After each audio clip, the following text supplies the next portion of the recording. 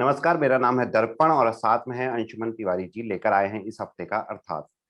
पिछले अर्थात में हमने बजट का क्रक्स निकालने की कोशिश की थी। साथ ही हमने ये बातचीत भी की थी कि बजट के बावजूद अर्थव्यवस्था का अभीष्ट अभी दूर दिखाई दे रहा है। नमस्कार अंशुमन जी, आप कैसे हैं?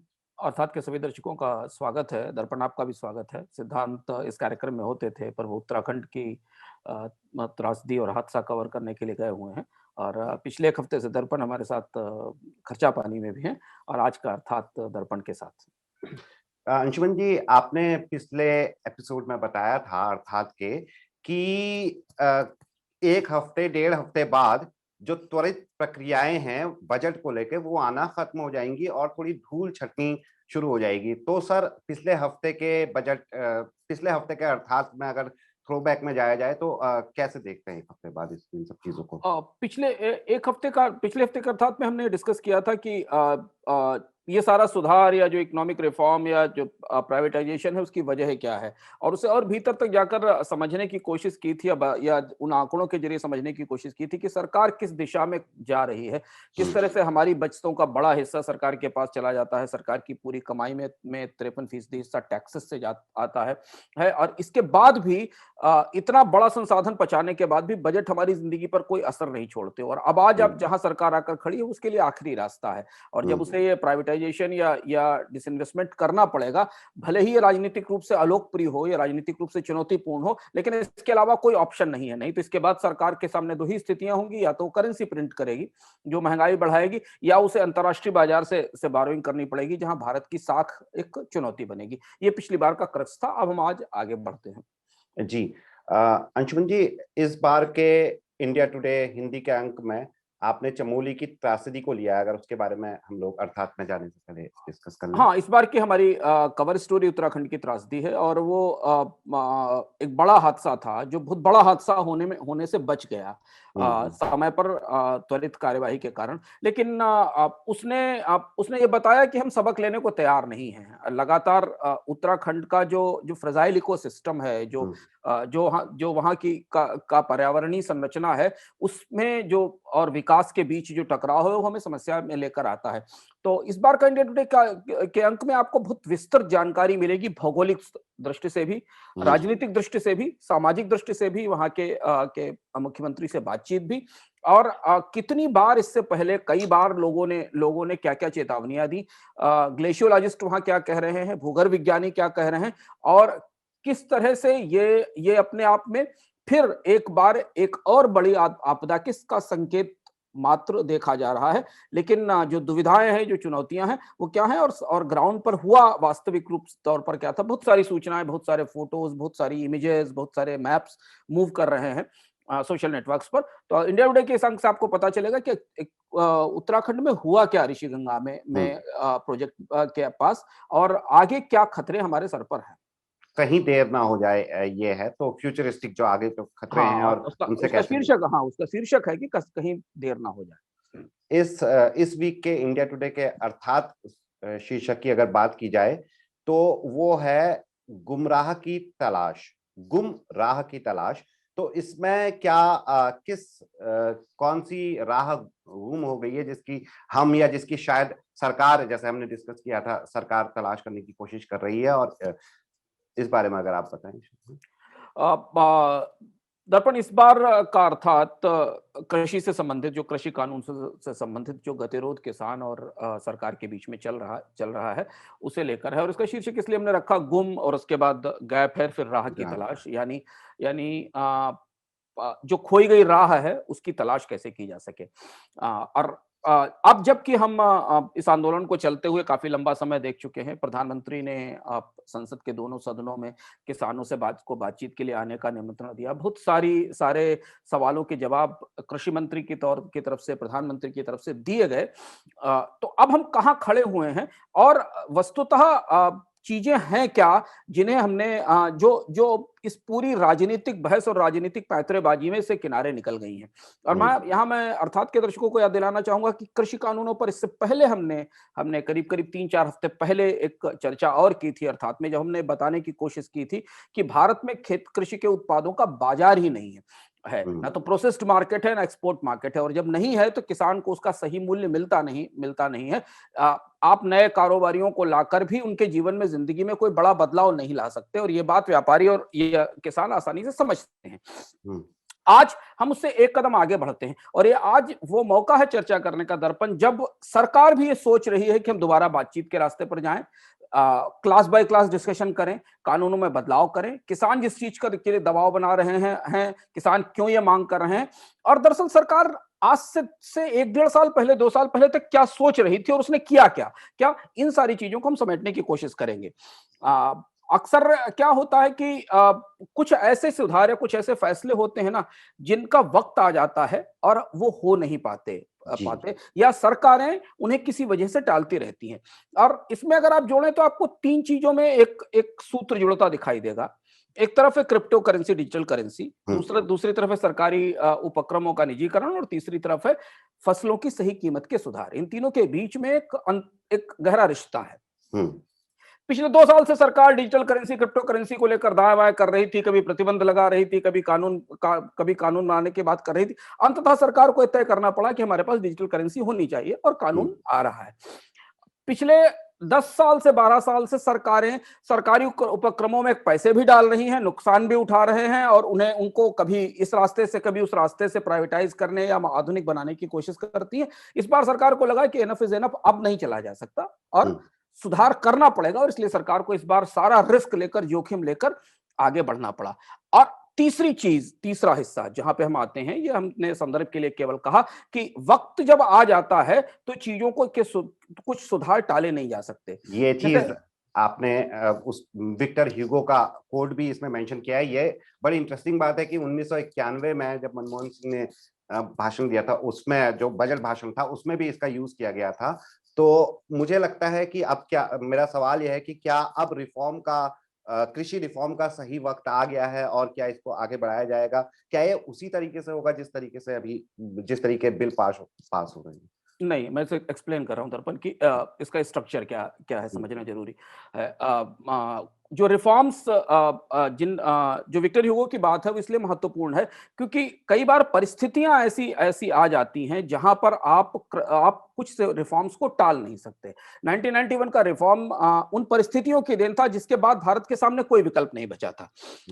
इस समय जो एग्रीकल्चर सेक्टर की सिचुएशन या कृषि क्षेत्र की चुनौती है, वहां सबसे महत्वपूर्ण सुधार, चाहे अनचाहे सरकार कितना भी दाएं बाएं करे, उसे शुरू करने का वक्त आ गया है। और वो सुधार है एग्रीकल्चर में प्राइस रियलाइजेशन का, यानी फसलों की सही कीमत देने का सुधार किसानों को। और वो कैसे शुरू होना कि कई बार ऐसा होता है कि सरकारें अपने रास्ते से भटकती हैं, वे समझ नहीं पाती हैं और बाद में उन्हें आंदोलन रास्ते पर लाते हैं। भाई, आंदोलन कर रहे किसानों की अगर आप मांग देखें और सरकार की तरफ से देखें तो क्या मांग रहे हैं? वो सिर्फ यही मांग रहे हैं कि उनकी फसलों की उन्हें वाजिब कीमत दी जाए, जो सामान्य रूप से हर प्रोड्यूसर का, हर उत्पादक का, चाहे वो उत्पादक इंडस्ट्रियल सेक्टर में हो या सर्विसेज में हो या वो जॉब कर रहा हो, उसे अपने श्रम का सही मूल्य मिलना चाहिए। पूंजीवादी व्यवस्था हो या समाजवादी व्यवस्था हो, बाजार का बुनियादी सिद्धांत तो यह है कि उसने जो श्रम किया है, जो एफर्ट किए हैं, उस एफर्ट्स का उसे सही प्राइस मिलना चाहिए। आपने ये मेंशन भी किया है कि फसलों की सही कीमत, और स्पेसिफाई किया है केवल सीमित सरकारी खरीद नहीं। आपने मेरा कहने का मतलब ये था कि जो सरकार की जो कोशिश थी इस पूरे रिफॉर्म के जरिए वो ये थी कि फसलों की एक पारदर्शी मूल्य व्यवस्था खड़े किए बिना कुछ नए सुधार लागू कर दिए जाएं। किसान और कुछ नहीं मांग रहे थे। किसान ये मांग रहे थे कि सरकार फसलों की कीमत तय करने की व्यवस्था सुधारे और उसके बाद इन सुधारों को लाया जाए। और वो विरोध, जब वो अपेक्षा, वो जरूरत पूरी नहीं हुई तो उसका विरोध हमारे सामने नजर आया। अच्छा, किसानों को ये कोई सपना नहीं आया कि वो अचानक समर्थन मूल्य मांगने लगे या समर्थन मूल्य की गारंटी मांगने लगे, एमएसपी की गारंटी मांगने लगे। अगर आप, और ना ऐसा भी कुछ नहीं था जो सरकार के एजेंडे में नहीं था। अगर आप देखें कि 2022 से नरेंद्र मोदी सरकार किसानों की आय दोगुनी करने की जिस व्यवस्था पर काम कर रही है, उसमें फसलों का समर्थन मूल्य एक अनिवार्य और एक स्थायी हिस्सा है। फसलों का समर्थन मूल्य, फसलों की सही कीमत देना उसका अनिवार्य हिस्सा है। इस बिल से पहले मैं एक्सप्लेन करूंगा एक एक करके इस बिल से पहले जो 3 आधिकारिक दस्तावेज सरकार ने तैयार किए थे, 3 ऑफिशियल डॉक्यूमेंट, वो वही बातें कह रहे थे जो बातें किसानों को पता, किसान जिसे आज मांग रहे हैं। यानी कि ये चर्चा जब सरकार के भीतर चल रही थी कि फसलों की सही कीमत ना मिलना, उसका प्राइस रियलाइजेशन सही ना होना होना होना सबसे बड़ी चुनौती है कृषि के क्षेत्र में। तो किसान भी इस बात से अनभिज्ञ नहीं थे और सरकार भी इसकी तैयारी कर रही थी। 3 अलग अलग पैमानों पर फसल मूल्य सुधारों के एजेंडे पर काम चल रहा था। दरअसल 2018 तक, बल्कि 2019 में चुनाव से जाने से पहले तक सरकार के भीतर यह बात स्पष्ट रूप से स्थापित हो चुकी थी कि कृषि सुधार और क्या है। हम अक्सर बात करते हैं कि कृषि सुधार की बात करते हैं, तो कृषि सुधार आप जमीन नहीं बढ़ा सकते, कृषि का विविधीकरण करना, किसानों को दूसरी फसलों की तरफ प्रेरित करना, कृषि में आधुनिकीकरण करना, कृषि में पर्यावरण से संरक्षण से संबंधित प्रक्रियाएं लाना, पानी की और खाद की खपत कम करना, ये सारी चीजें सिर्फ एक चीज पर केंद्रित होती हैं कि किसान को फसल की कीमत सही कैसे मिलेगी। यदि आप चाहते हैं कि किसान गेहूं या चावल का उत्पादन रोक कर या खत्म करके के ऐसी फसलों का उत्पादन शुरू करे जिस पे ज्यादा प्राइस मिलता है, या जो पानी की दृष्टि से सुरक्षित हैं या जिनका निर्यात ज्यादा हो सकता है, तो उसे फसलों का सही मूल्य मिलना चाहिए। महत्वपूर्ण चीज यह है कि जब हम कृषि सुधारों की बात करते हैं तो हमको लगता है कि कोई बहुत बड़ी दिव्य चीज है, कोई बहुत कठिन या जटिल चीज है। भारत के पूरे कृषि सुधारों का एकमात्र केंद्रीय व्यवस्था यह है कि वो प्राइस रियलाइजेशन कैसे कराया जाए, सही कीमत पर, उचित कीमत पर, पारदर्शी ढंग से किसानों को उसकी कीमत कैसे मिल सके। और कीमत मिलने लगेगी तो किसान कृषि के डाइवर्सिफिकेशन के लिए, फसलों को बदलने के लिए, उत्पादन के चक्र को बदलने के लिए तैयार हो जाएंगे। अब 2018 में जो हमारे लिए ध्यान देने की बात है और सबसे महत्वपूर्ण बात है जो शायद चर्चा में नहीं आई, 2018 में नीति आयोग ने एक दस्तावेज बनाया था न्यू इंडिया एट 75 के नाम से, और उस दस्तावेज की भूमिका स्वयं प्रधानमंत्री नरेंद्र मोदी ने लिखी थी, ठीक, न्यू इंडिया 75 में। और उसमें 3-4 बड़ी चीजों की तैयारी की गई थी जो 2022 तक होनी थी। इनके संदर्भ में आप देखिए कि ये कानून क्यों लोगों को समझ में नहीं आ रहे हैं, या किसानों को इन कानूनों से आश्चर्य क्यों हो रहा है या शौक क्यों हो रहा है। उस दस्तावेज में सरकार ने कहा था, प्रधानमंत्री की भूमिका वाला दस्तावेज था, पब्लिक डोमेन में उपलब्ध है, उसमें सरकार ने कहा था, नंबर 1, कृषि लागत और मूल्य आयोग को खत्म किया जाएगा, सीएसीपी को खत्म किया जाएगा, और उसकी जगह एक एग्रीकल्चर प्राइस ट्रिब्यूनल की स्थापना की जाएगी, जो कि जिसमें आज भी ये सवाल बार बार उठता है कि जो सीएसीपी है वो अपने मन से एक फार्मूला बनाकर फसलों के समर्थन मूल्य तय करता है, उसमें किसानों से बात नहीं की जाती, किसानों का प्रतिनिधित्व नहीं होता, तो एक एग्रीकल्चर प्राइसिंग ट्रिब्यूनल बनाने की बात कही गई थी। दूसरा उसमें जो महत्वपूर्ण सुझाव था कि एमएसपी के समानांतर एक मिनिमम रिजर्व प्राइस तय किया जाएगा फसलों का, समझना बहुत महत्वपूर्ण है, और उस मिनिमम रिजर्व प्राइस पर मंडियों में फसलों की नीलामी शुरू होगी। आज भी यही स्थिति होती है, जब कोई किसान या जब कोई फल वाला या कोई सब्जी वाला अपनी सब्जी लेकर किसी मंडी में जाता है तो एक निर्धारित मूल्य होता है, वहां से नीलामी शुरू होती है कि उसकी लागत इतनी है, और इसके बाद ग्राहक सामने आते हैं।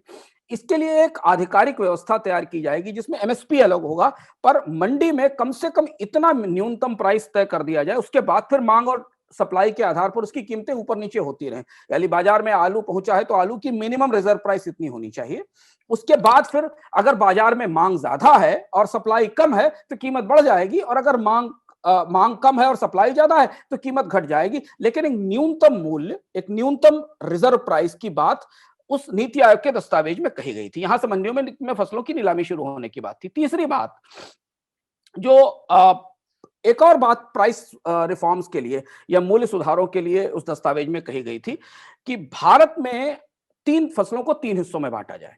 ध्यान देने की बात है, और ये बात आने वाले समय में जो चर्चा सरकार और किसानों के बीच में शुरू होगी उसमें ये सारे मुद्दे निकलने चाहिए या चर्चा में आने चाहिए। तीसरी बात जो उस नीति आयोग के दस्तावेज ने कही थी वो ये थी कि भारत में फसलों को 3 हिस्सों में बांटा जाए। ऐसी फसलें जिनका देश में सरप्लस उत्पादन है, यानी मांग से ज्यादा या जरूरत से ज्यादा उत्पादन है, पहली कैटेगरी ये होनी चाहिए। दूसरी कैटेगरी होनी चाहिए जिनका उत्पादन देश में तो कम है पर विदेश में सरप्लस है, यानी हम भारत में उन फसलों का उत्पादन कम करते हैं पर विदेश में वो सरप्लस, यानी अंतरराष्ट्रीय बाजार में उनकी कीमतें हमेशा नीचे रहती हैं क्योंकि उनका उत्पादन बहुत ज्यादा है और उनका असर भारतीय बाजार की कीमतों पर दिखाई देता है, नंबर 2। और नंबर 3, दोनों जगह जिन फसलों का उत्पादन कम है, यानी भारत में भी उनका उत्पादन कम है और विदेश में भी उनका उत्पादन कम है, इन 3 कैटेगरीज में फसलों को बांटकर इनके लिए अलग-अलग मूल्य तय किए जाएं। जी। और ये वैज्ञानिक व्यवस्था थी कि भारत में जिनका सरप्लस है और भारत में ही उनकी खपत है, उनका मूल्य अलग हो। भारत में जिनका उत्पादन कम है, विदेश में सरप्लस है, यानी अंतरराष्ट्रीय ट्रेड को जो चीजें इन्फ्लुएंस करती हैं, उनकी कीमत अलग हो। और दोनों जगह जो चीजें कम है, जिनका उत्पादन कम है, उनकी एक अलग मूल्य तय किया जाए। तीसरी महत्वपूर्ण बात जो उस नीति आयोग के दस्तावेज में लिखी गई थी कि मंडी और कमीशन फीस का ढांचा इस तरह से बदला जाए जिससे किसानों को एमएसपी का प्रतिस्पर्धी मूल्य मिल सके। यानी मंडियों में व्यापारियों से जो कमीशन लगता है, जो किसानों से जो कमीशन लगता है, जो मंडी के शुल्क और फीस है, उन्हें ऐसे इस तरह से बेहतर किया जाए कि कम से कम उन फसलों पर जिन पर एमएसपी घोषित किया गया है, उसे लेकर जब किसान मंडी में जाए तो उसे एक कॉम्पिटिटिव प्राइस मिल सके, यानी प्राइस डिस्कवरी का बेस वहां से शुरू हो जहां से उसे कॉम्पिटिटिव प्राइस मिल सके। ध्यान रखना जरूरी है कि ये सिफारिशें नवंबर 2018 में उस दस्तावेज में आई जो 1975 न्यू इंडिया एट 75 के नाम से जारी किया गया था, और शायद 1975 मतलब 1 साल बाद हम उन्हें लागू होता देख रहे होते। इन सिफारिशों से ठीक पहले सितंबर 2018 में नीति आयोग की एक और समिति थी जो किसानों की आय दोगुनी करने पर बनी थी। उसने जो सरकार को अपनी सिफारिशें दी थी, रिपोर्ट तो अलग थी, जो सिफारिशें दी थी सरकार को, उसमें यह कहा था कि समग्र उत्पादन लागत की गणना कर लीजिए और उस पर 50% मुनाफे की को इंश्योर कर दीजिए। इस पर हमने लंबी डिबेट देखी और चर्चा हुई कि 50% मुनाफा कैसे दिया जाएगा, लेकिन कहीं ना कहीं किसानों की आय दोगुनी करने की जो बात अभी प्रधानमंत्री ने लोकसभा और राज्यसभा में अपने भाषण में कही, किसानों की आय दोगुनी करने का जो पूरी सोच थी, उस सोच में सबसे फंडामेंटल और केंद्रीय चीज ये थी कि फसलों की कीमतें सही की जाए, उनका रियलाइजेशन सही हो, किसानों को सही कीमत मिले। यह बात उस किसानों की आय दोगुनी करने वाली जो नीति आयोग की समिति थी उसने भी कही। अब तीसरी बात पर आइए। इससे ठीक पहले 2011 में नरेंद्र मोदी की अध्यक्षता वाली जो समिति थी जिसका जिक्र बार बार किया जा रहा है, उसने भी यह कहा था कि 2 चीजें कही थी, 2 इंपॉर्टेंट चीजें। एक बात तो चर्चा में आई पर दूसरी बात नहीं आई। पहली चीज जो समिति ने कही थी, जो काफी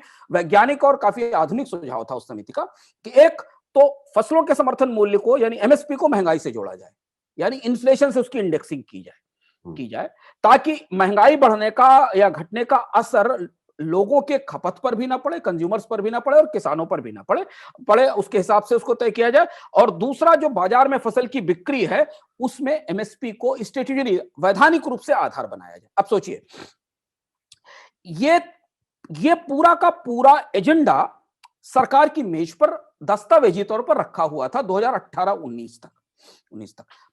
यानी कि किसान और किसानों से जुड़े हुए सारे लोग इस बात से अनभिज्ञ नहीं थे कि अगर उनकी आय दोगुनी करने की कोई भी स्कीम, कोई भी योजना सामने आएगी तो उस योजना का बुनियाद या उस योजना का जो फंडामेंटल वो ये होगा कि भारत में कृषि मूल्य सुधार किए जाने चाहिए, एग्रीकल्चर प्राइस रिफॉर्म्स किए जाने चाहिए, एग्रीकल्चर प्राइस रियलाइजेशन रिफॉर्म किए जाने चाहिए। और ऐसा सरकार क्यों करने जा रही थी?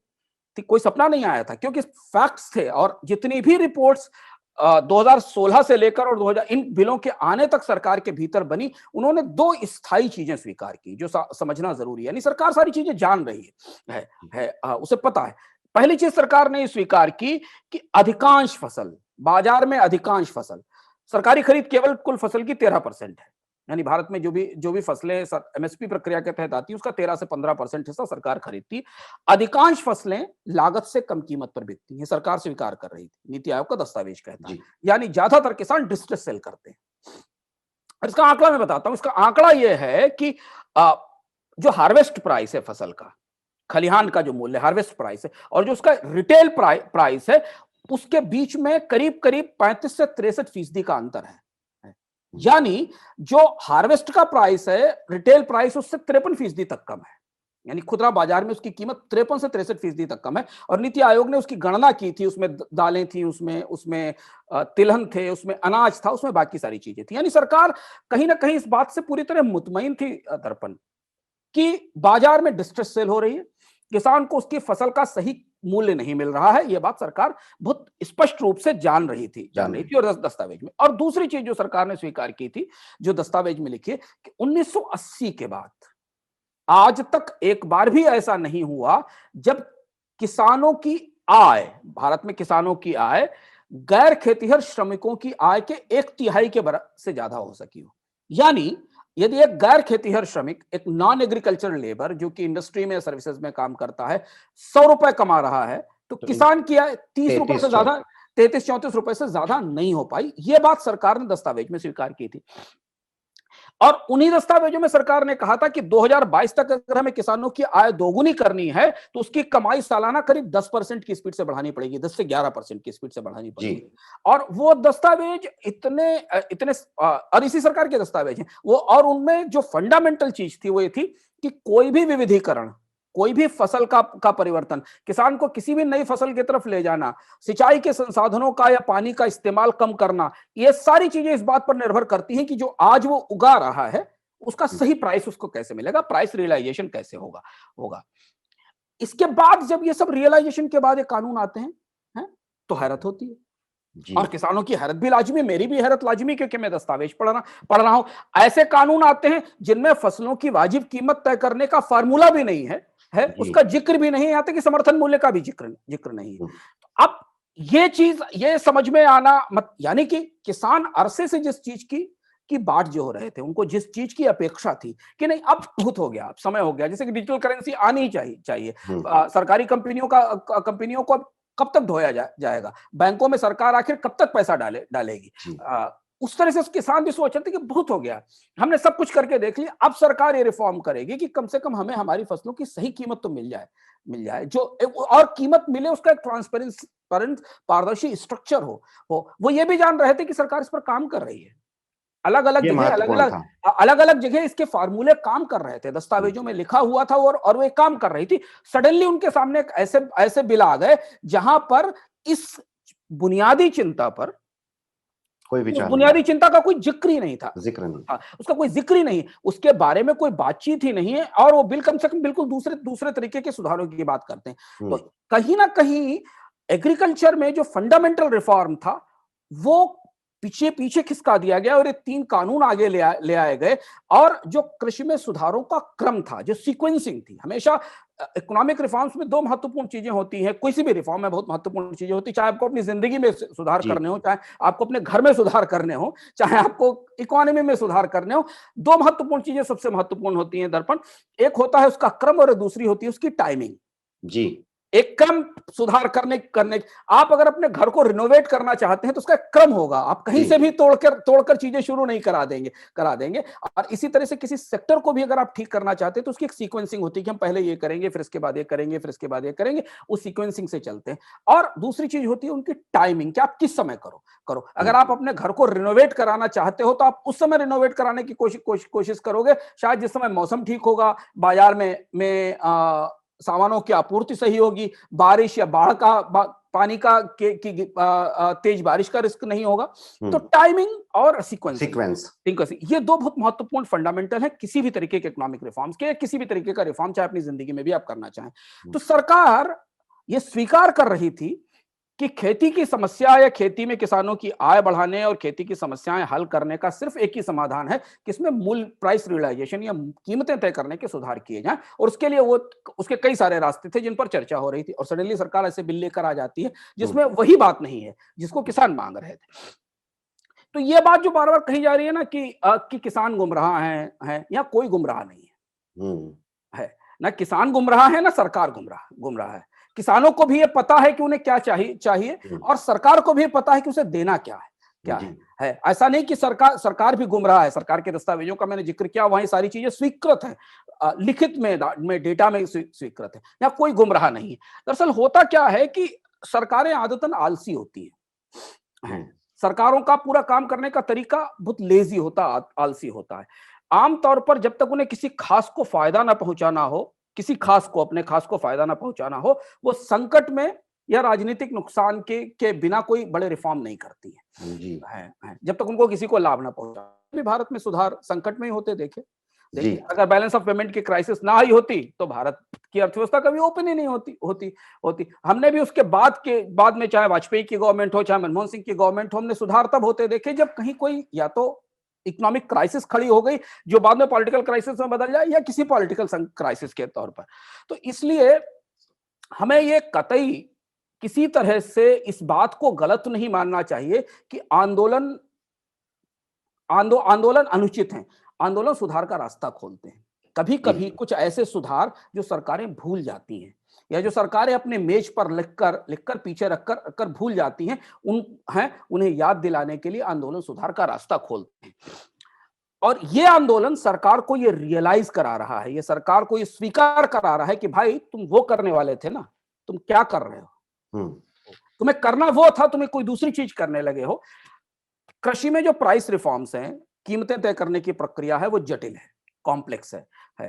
अब हमारे पास डिजिटल टेक्नोलॉजीज हैं, अब हमारे पास ट्रांसपेरेंट व्यवस्थाएं हैं। आज से अगर 15-20 साल पहले वो करने की बात होती तो शायद मुश्किल होता। अब आप एक क्लिक के ऊपर भारत भर की मंडियों के रेट पता चला सकते हैं, आप उनके एवरेज प्राइसिंग को निकाल सकते हैं।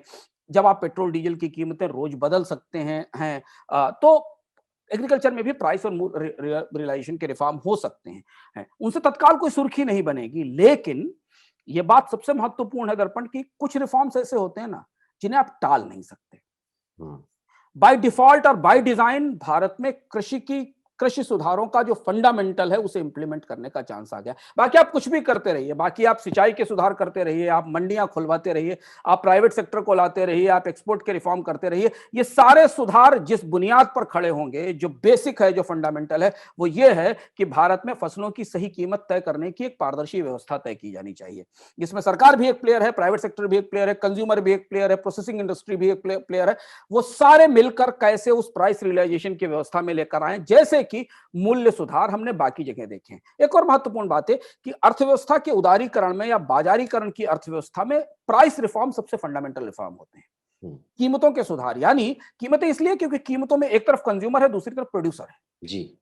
एक तरफ कार बनाने वाली कंपनी और एक तरफ कार चलाने वाला कंज्यूमर है। एक तरफ बीमा बनाने वाली कंपनी, दूसरी तरफ बीमा खरीदने वाला है। इनके बीच के हितों का संतुलन ही प्राइस रिफॉर्म है कि उसकी कीमत, उसे उत्पादन की सही मूल्य मिल जाए और इस व्यक्ति को वैल्यू फॉर मनी मिल जाए जी। मतलब ये जितना पैसा खर्च कर रहा है उसके बराबर का सामान इसे मिल जाए और वो जितना पैसा लगा रहा है उस पर उसे सही मार्जिन मिल जाए। और यही रेगुलेशन है, यही इकोनॉमिक रिफॉर्म्स का फंडामेंटल है। इसलिए भारत में जब भी शुरुआती इकोनॉमिक रिफॉर्म आप देखें तो क्या हुआ, धीमे धीमे प्राइस डिकंट्रोल शुरू हुआ। सीमेंट का प्राइस डिकंट्रोल हुआ, कपड़े का प्राइस डिकंट्रोल हुआ, फिर उसके बाद पेट्रोलियम प्रोडक्ट्स का प्राइस डिकंट्रोल हुआ। तो क्योंकि जब प्राइसिंग के रिफॉर्म किए जाते हैं तब जो उत्पादक हैं और जो उपभोक्ता हैं वो अपने हितों को के संतुलन के हिसाब से अपनी आर्थिक योजनाएं बनाते हैं।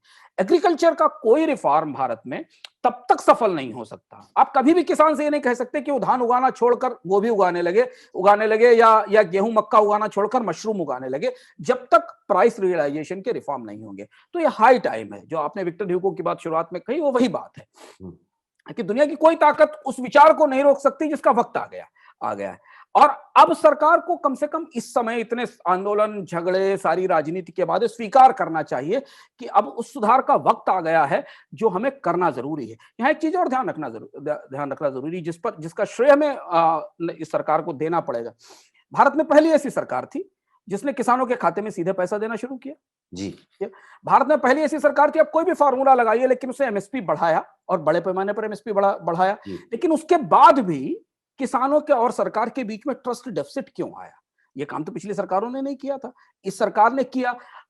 सरकार एक कह रही है कि हम छोटे किसानों को या स्मॉल एंड मार्जिनल फार्मर्स को मदद करेंगे, और मदद कैसे करेंगे ये भी उसे पता है, ये उसके एजेंडे में लिखा हुआ कि उनकी आय दोगुनी कैसे करेंगे। पर वो जो उगा रहे हैं उसकी कीमत अगर आप नहीं देंगे तो उनको कैसे उनकी मदद करेंगे, उन्हें उनका सही मूल्य कैसे मिलेगा।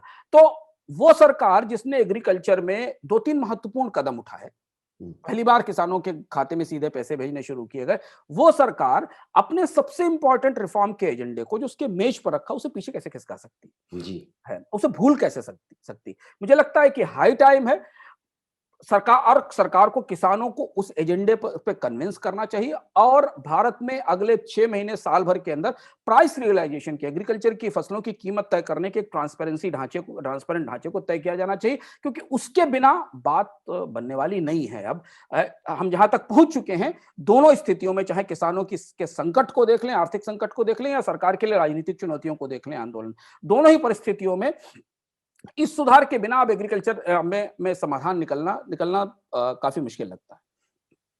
अंशुमन जी, जो सबसे महत्वपूर्ण बात निकल के इसमें आई है, जो आपने बताया, चाहे वो कोई भी रिफॉर्म हो, कृषि रिफॉर्म ही नहीं, कोई भी रिफॉर्म हो, उसमें 2 चीजें सबसे महत्वपूर्ण है। एक तो सीक्वेंस किस क्रम में वो हो रहा है। आप दूसरी मंजिल पहले किसी भी हालत में नहीं बना सकते, पहले आपको बुनियाद खड़ी करनी पड़ेगी। और दूसरा उसकी टाइमिंग।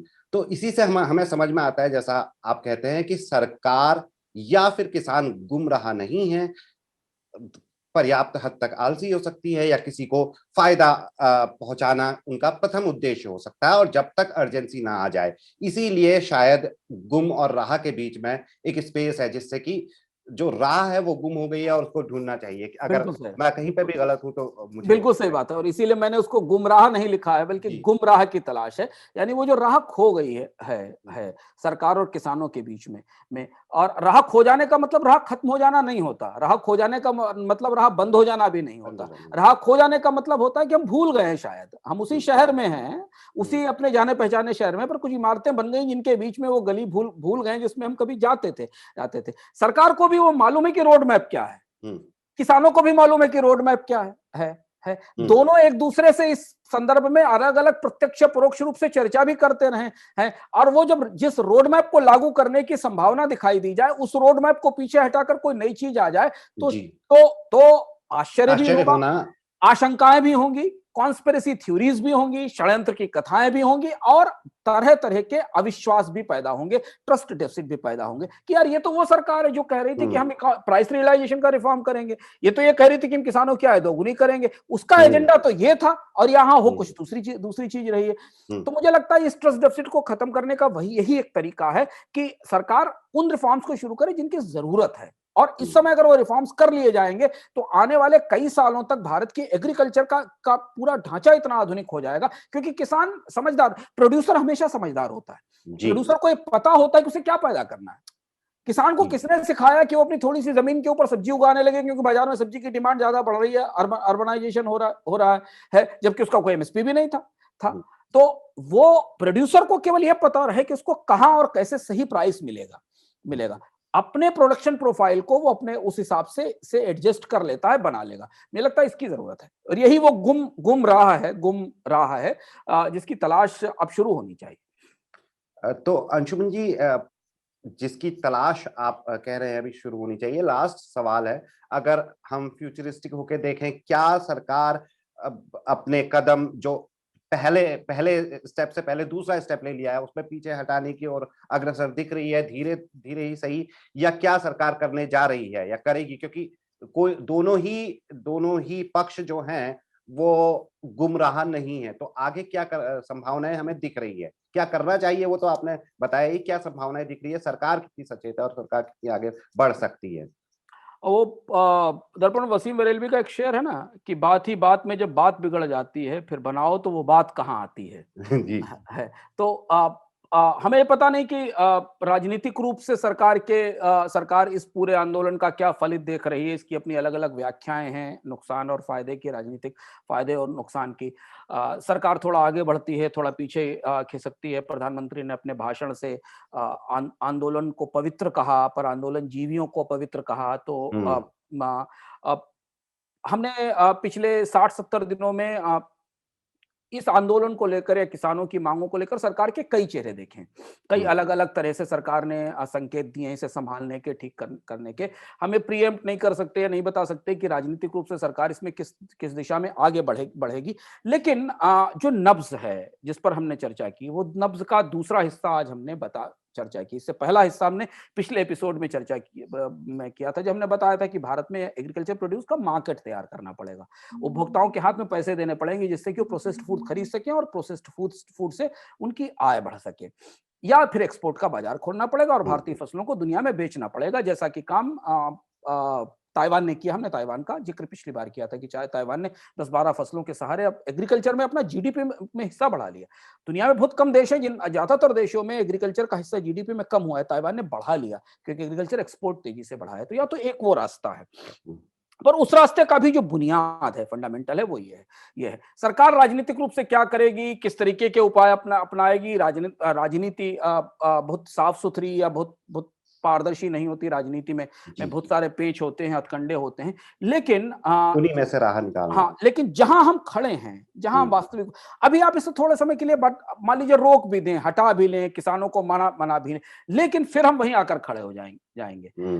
जब तक हम ये प्राइस रिफॉर्म नहीं करेंगे, प्राइस हम्म। रेगुलेशंस, प्राइस रियलाइजेशन का रिफॉर्म नहीं करेंगे, ये चीजें ठीक नहीं होंगी। मुझे लगता है अब जहां पहुंच चुके हैं वहां सरकार को भी पता है कि उसे क्या करना है। पिछली सरकारों को तो मान लीजिए हमें कह सकते थे कि उन्होंने इस दिशा में सोचा नहीं था। इस सरकार के पास वो समझ थी, जिस समझ के आधार पर उन्हें वो सुधार करने चाहिए, और वही तरीका है जहां से हम स्थायी रूप से चीजें ठीक कर सकते हैं। बाकी राजनीति पल पल बदलती है मौसम की तरह। आने वाले समय में क्या बदलाव होंगे, इस पर निगाह मेरी भी रहेगी, आपकी भी रहेगी, और हम अर्थात में उस पर भी चर्चा करेंगे। अगला सेगमेंट में हम एक सवाल लेते हैं अंशुमन जी। उससे पहले एक चीज बड़ी इंटरेस्टिंग मुझे निजी तौर पर पता चली कि प्राइस रिफॉर्म का मायने यही नहीं होता है कि आप किसानों को अधिक से अधिक या जो विक्रेता है उसको अधिक से अधिक मूल्य दे दे। वहां पे ये भी ध्यान रखना होता है जो खरीदार है उसको भी अपने उचित मूल्य मिले, उसको भी ज्यादा से ज्यादा पैसे ना देने पड़े या उतने ही देने पड़े जिसमें दोनों का फायदा हो। तो यहाँ पे एक पूंजी आती है, एक अपर लिमिट भी हो जाती है अंशुमन जी, और एक लोअर लिमिट भी हो जाती है। ये समझ रखनी होगी। हाँ, ये जरूरी है, ये जी जरूरी जी। है। और वही बात मैंने बताई ना कि वो उस तरफ सोचा जा रहा था। उस समय आप ऐसा नहीं कर सकते ना कि आप फसल की कीमत इतनी कर दें कि उपभोक्ता ही उसको अफोर्ड नहीं जी कर पाए, तो किसान भी बैठ जाएगा, उसका माल ही नहीं बिकेगा। और किसान को अच्छी तरह से मालूम है। आप व्यवहारिक रूप से किसी मंडी में जाइए, सुबह जब सामान आता है, किसी भी मंडी में चले जाइए जो बड़ी मंडी है जहां पर सुबह सामान आता है, तो वहां तो एक बेसिक फ्लोर प्राइस होता ही है। जब किसान सामान लेकर आता है तो मंडी के व्यापारी को पता है कि ये फल या सब्जी इससे कम कीमत पर नहीं बिकेगा।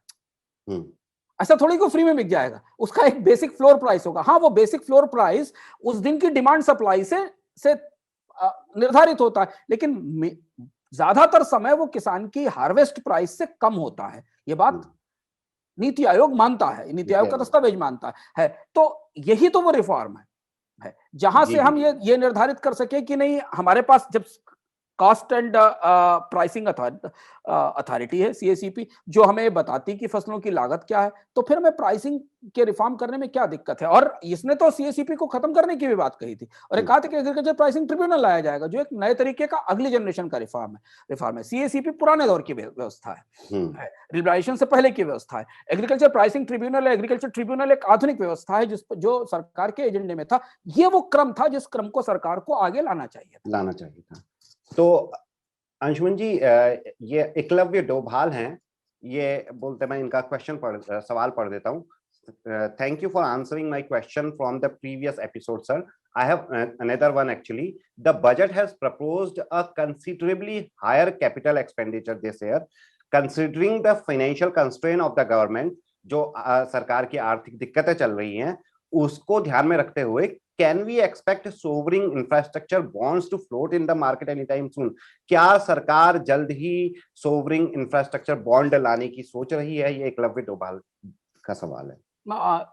अभी सरकार ने इस बारे में कुछ भी संकेत नहीं किया है कि whether they are coming with a sovereign infrastructure bonds or not. If you see how a government is going to get money from the people for their own borrowing program, they have decided to open up a retail window for government bonds via RBI, which we have earlier discussed in Kharcha Pani, that government has RBI is allowing common people to buy government treasury bills, treasury bonds through a retail direct program. The problem is that government cannot borrow beyond a limit. Even if they are going to launch a sovereign borrowing or sovereign infrastructure bond in India and abroad, they will be part of the overall fiscal deficit. So right now, fiscal deficit is already reaching to the alarming level. Any other borrowing which government is planning to do that will create more challenges for government to financing of fiscal deficit. So right now, there is no indication over the month, if economic situation does not get well the way it has been expected and government revenues have a problem, government have an opportunity to come to the market with any kind of instrument, whether it is infrastructure bond or a bond for NRIs or a special deposit schemes for NRIs. ये जो चीजें हैं ये भारत में कई बार आजमाई गई हैं, पर फिलहाल अभी इस तरीके की प्रक्रिया नहीं है। सेकंड, सॉवरेन बोरोइंग की भी कोई संभावना या संकेत अभी बजट में नहीं मिले, because government is not planning to borrow from the market, from the global market. See, companies can borrow, but sovereign government is unlikely to borrow. The reason are probably that government India's rating is not conducive to the global market. Government think that this is the time when you can contain and control expenditure. तो जो जिस capital expenditure की आप बढ़ोतरी की बात कर रहे हैं वो 5 लाख करोड़ है। हालांकि भारत के टोटल कैपेक्स में उसका हिस्सा बहुत छोटा होता है, हम्म। लेकिन उसके बदले सरकार ने अपने बहुत सारे एक्सपेंडिचर को कट भी किया है, जी। जिस पर हमने चर्चा की है कि they are cutting down there over 150 scheme. So हमें वेट करना पड़ेगा जुलाई अगस्त तक। जुलाई अगस्त तक हमारे सामने स्थिति क्लियर होगी कि गवर्नमेंट के बजट्स की सिचुएशन क्या है, और तब पता चलेगा कि एडिशनल रेवेन्यूज के लिए सरकार क्या कर रही है। तो आशा है एकलव्य डोभाल जी को उनका उत्तर मिल गया होगा। अब आते हैं अपने लास्ट सेगमेंट में, जो मुझे काफी इंटरेस्टिंग लगता है। अंशुमन जी, पिछले वीक में और पिछले वीकेंड में काफी बिजी रहे होंगे, ये तो मुझे लगता ही है, क्योंकि बजट वगैरह था, उसके बाद एमपीसी की भी मीटिंग आई थी, आरबीआई की भी चीजें आई थी, और लगातार हम पेट्रोल डीजल के खर्चे पर बात कर रहे हैं। कुछ समय मिला कुछ देखने पढ़ने का सर आपको? कुछ नई किताबें इस हफ्ते हासिल की। एक चंद्रशेखरन की किताब जो कि टीसीएस के एक्स चेयरमैन थे, डिजिटल नेशन करके आई है, जो भारत की डिजिटल इकोनॉमी के चैलेंज को, डिजिटल गैप को एड्रेस करती। काफ़ी अच्छी किताब है। और दूसरी चीज़ है कि वो एक ऐसा पर्सपेक्टिव है जो एक टेक्नोक्रेट का पर्सपेक्टिव है, कंपनी के सीईओ का पर्सपेक्टिव है, जो भारत की सबसे बड़ी सॉफ्टवेयर कंपनी है। तो वो किताब अभी कल ही मेरे पास आई है, उसको हमने अभी पढ़ना शुरू किया है। तो इस हफ्ते की रीडिंग लिस्ट में वो किताब है, अगले हफ्ते तक हम अभी कंप्लीट नहीं की है? हाँ, अभी शुरू की?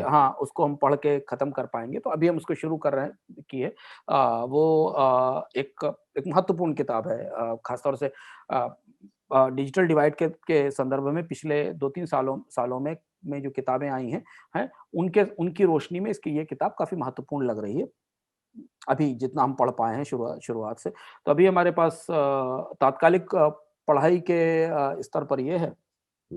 कुछ और 1-2 किताबें हैं जो मंगवाई हैं हमने। वो एक एलन ग्रीनस्पन की फेमस किताब है, थोड़ी-सी पुरानी किताब है, पर इंडिया में नहीं मिलती थी तो कहीं बाहर से मंगवाई है। जो जो स्लो डाउन और इकोनॉमिक स्लो डाउन के दौर में मॉनेटरी पॉलिसीज़, अमेरिका की मॉनेटरी पॉलिसीज़ की अपने अपने तरीके की हिस्ट्री और एक्सपीरियंस है, वो किताब भी आ गई है। तो अगली पढ़ाई की सूची में वो एलन ग्रीनस्पन की किताब भी है। मैंने अंशुमन जी अभी जो मतलब इस वीक में तो कुछ नहीं पढ़ पाया था, लेकिन मैं कल परसों कोई एक हिस्टोरिकल इवेंट पढ़ रहा था, उस पर काम कर रहा था। एक पेंटिंग थी 55 करोड़ रुपए, 5.5 मिलियन, यानी कि 55 करोड़ रुपए के लगभग उसका मूल्य था रुपये में। वो पेंटिंग चोरी हुई, केवल 50 सेकंड में उसे चोरी कर लिया गया। वो कथा तो है ही, उसके साथ साथ ये पता चला कि पेंटिंग को कैसे स्मगलिंग के लिए या कैसे काले धन के रूप में इस्तेमाल किया जाता है, या किस तरीके से। तो आर्ट का एक अपना ही एक फिनेंस है, जिसके बारे में मेरे को रुचि हुई है और जिसके बारे में मैं जानने का प्रयास करूंगा। अच्छा, तो ये था आज इस हफ्ते का अर्थात। बताइएगा कैसा लगा, कोई भी सवाल हो पूछिएगा, हम सवाल भी लेंगे इसमें। अगले हफ्ते से अर्थात और खर्चा पानी दोनों में आपको सिद्धांत जी दिखेंगे। उनके उनके बारे में कमेंट बहुत आते हैं सर, मिस कर रहे हैं करके, तो उनको अगले हफ्ते से देखना शुरू करेंगे। शुक्रिया, शुक्रिया अंशुमन जी आपका। धन्यवाद।